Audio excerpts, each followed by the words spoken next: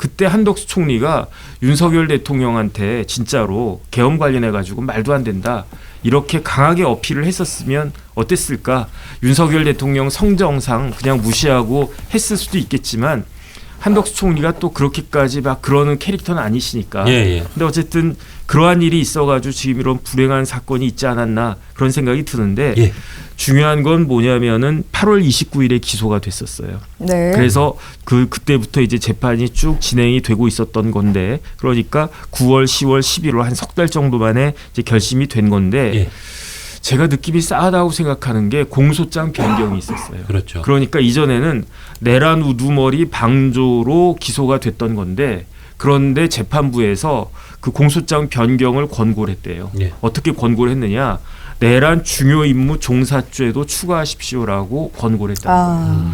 그러면은 이렇게 재판부에서 공소장 변경을 이렇게 권고하고 하는 게 그렇게 그 흔한 일은 아니거든요. 그렇죠. 네. 그거는 그 기소하는 거는 그 검찰의 일이고 나는 기소된 한도 내에서 그 판단하는 게 내 판사의 일인데 굳이 내가 나서 가지고 아 이것까지 추가로 해보세요 이런 이야기하는 경우는 많지 않단 말이죠.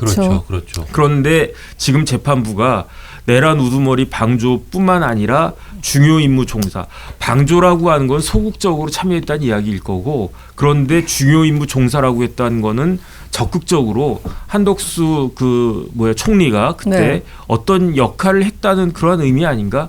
저는 그런 생각이 들어가지고 물론 구형이 15년 구형이 됐는데 15년형으로 선고가 날 수도 있지만은 그렇게까지는 나오지 않을 것 같다는 그런 생각이 드는데 근데 어쨌든 그 공소장 변경을 재판부에서 권고했다라고 하는 그 사실 자체가 어느 정도 재판부가 선입견을 갖고 있는 거 아닌가? 저는 그런 느낌이 좀 들어가지고 약간 싸하다 그런 느낌이 드는데 그런데 법리적으로는 제가 몇 번 말씀을 드렸지만 이게 내란죄가 되려면 국헌 문란이 있어야 되고 국헌 문란이 되려면 국가기관의 기능이 불가능해져야 되고 불가능이라고 하는 거는 영구히 불가능한 게 원칙이겠지만 사실상 상당한 기간 동안에 국가기관의 기능이 그 좀 이렇게 그 장애가 큰 장애가 생겼을 때가 그때가 이제 국헌문란이란 말이죠. 그런데 지난 12월 3일부터 12월 4일 새벽까지 사이에 우리나라 국가기관이 기능이 장애가 있었던 기관이 있었습니까? 그런 기관이 있다라고 하면 제가 봤을 때는 국회하고 선관위 2개밖에 없는데 국회에 무슨 뭐 장애가 있었습니까? 장애가 있었으면 어떻게 그 계엄 해제를 요구하는 그런 의결을 할 수 있었습니까? 그다음에 선관위는 그냥 거기 군인들 우르르 간 것까지는 제가 알겠는데 그렇다고 해가지고 선관위의 어떤 기능이 멈춘 적이 있었는가? 그냥 잠들고 있다가 깨어나고 보니까 군인들 왔다 갔다 이 정도 아닌가?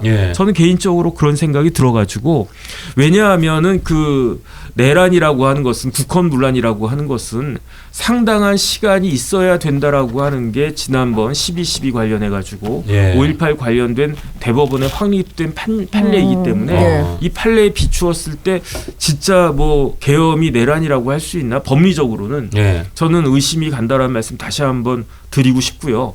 물론 윤석열 대통령의 다른 혐의들 그다음에 뭐 이것과 관련해서 한덕수 총리의 다른 혐의들 그런데 위증죄는 자백했어요.